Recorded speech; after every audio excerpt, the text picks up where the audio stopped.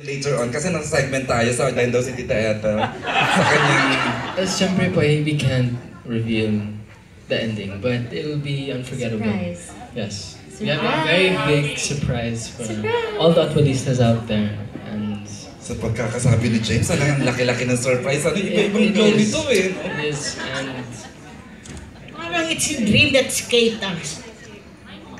Ha? Parang it's a dream that escaped us. It's a dream that escaped us. Siguro dahil produced by Dreamscape. I love you, Tita Ethel. Sir Deo, andyan no? Ayan. Okay. Ay, ito na. Diyos ko, ito na, Lord. Thank you very much. They're just gonna go on a world tour, then movies, then we're starting to shoot again in June, late June. Thank you very much. Thank you. Ayan po, we just got the word that the new teleserye of J.D. will be produced by Dreamscape na magsisimula pong mag-roll sa June ng 2016. That's like March, April, May, June. Wow, in 4 months time, ha?